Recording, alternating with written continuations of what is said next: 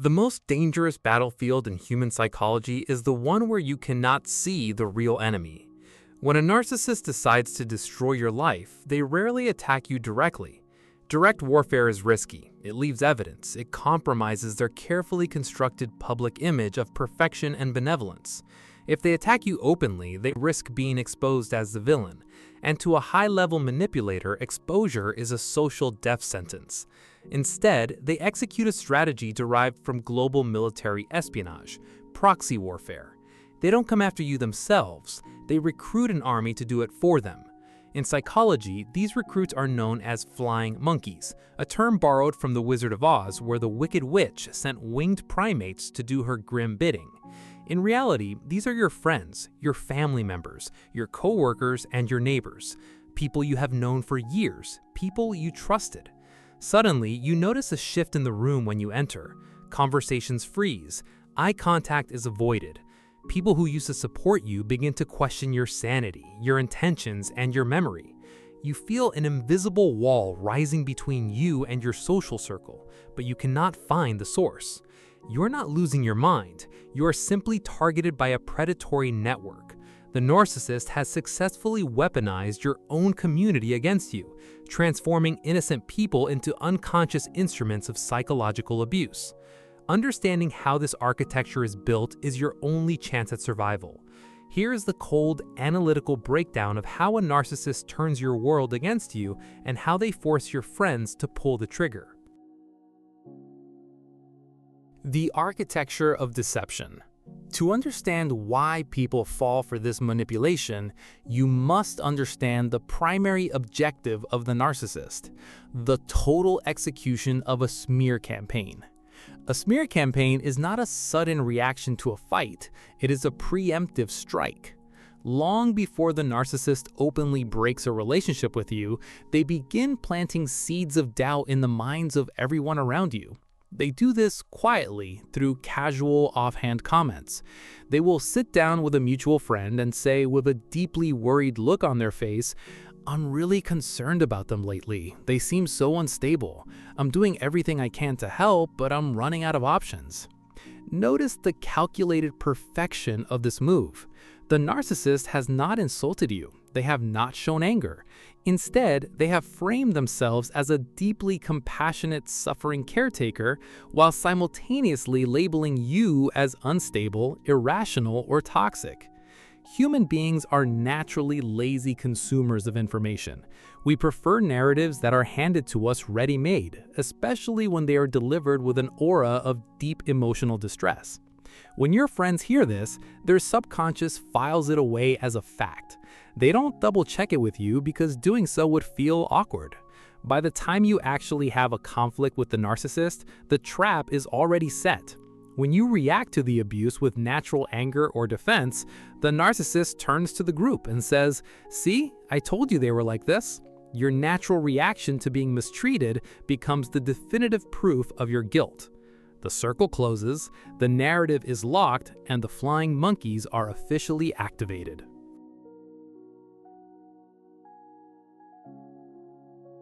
The three types of henchmen. Not all flying monkeys are created equal. A master manipulator selects and recruits different assets based on their psychological vulnerabilities.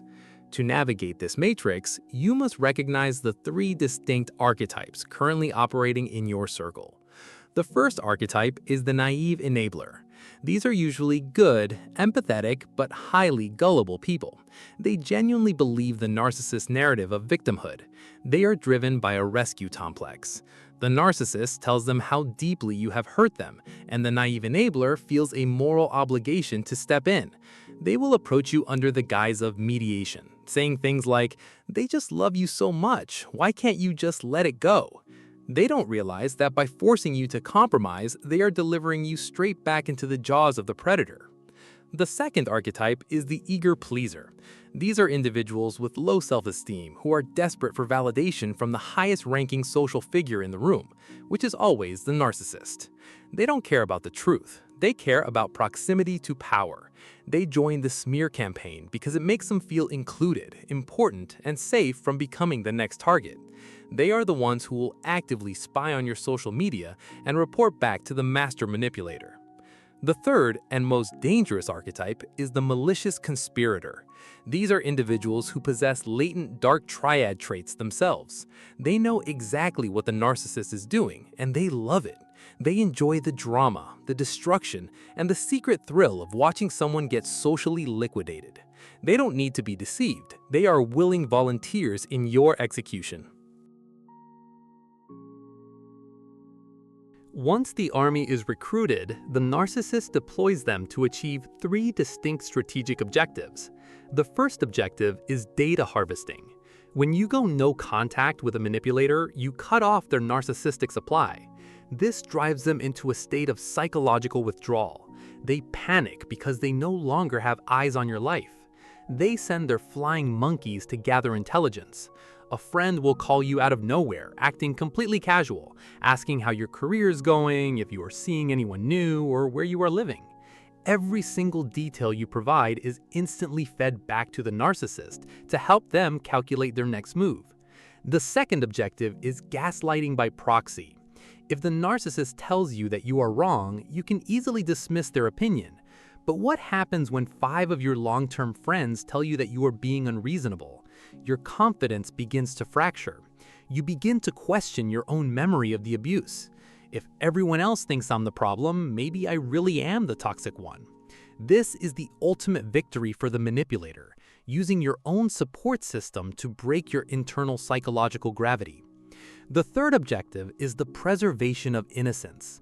By using proxies to isolate, harass, or spy on you, the narcissist can look anyone in the eye and say with absolute sincerity, "I haven't spoken to them in months. I have no idea why they are struggling so much." They keep their hands perfectly clean, while their network systematically destroys your reputation, your career opportunities, and your mental peace. Discovering who has been converted into a flying monkey requires a brutal, cold evaluation of your social interactions. You cannot afford to rely on sentimentality. You must look at behavioral data. The definitive diagnostic test occurs when you attempt to set a boundary regarding the narcissist. Approach the suspected friend and state clearly and calmly, "I am no longer in contact with this person due to private reasons, and I will not discuss them, nor do I want any information about them passed to me." A true friend, someone who respects your autonomy, will say, "I don't understand what happened, but I respect your choice and I will honor your privacy." The conversation ends there. A flying monkey, however, will experience an immediate defense reflex. They will push past the boundary. They will say, "But you're making a mistake. Family is family." Or, "They are going through a really hard time right now. You're being selfish." They will prioritize the narcissist's agenda over your explicit request for peace. If a person in your life cannot respect a simple boundary regarding your abuser, they are no longer your friend. They are an active, operational node in the narcissist system. It does not matter if they are doing it out of ignorance or malice. The damage to your mental health is exactly the same. When you realize your social circle has been compromised, your natural instinct is to fight back. You want to gather evidence, text everyone screenshots, and explain your side of the story. You want to clear your name. Do not do this.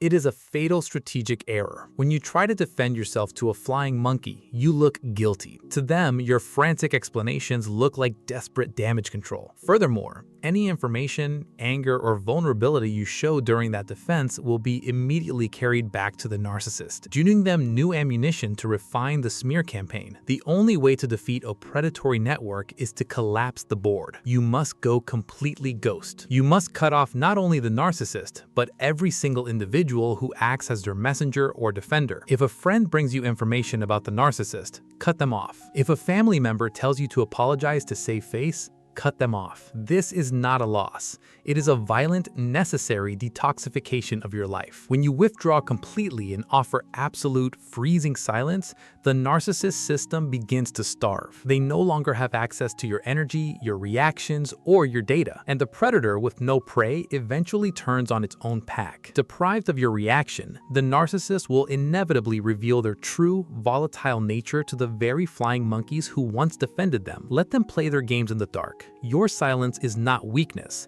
It is the ultimate assertion of absolute control. If you have watched your own friends turn into strangers because of a master manipulator, share your strategy in the comments below. Your insight could save someone who is currently fighting an invisible army alone. This is Triad Mindset. Subscribe to keep your vision clear when the world turns dark.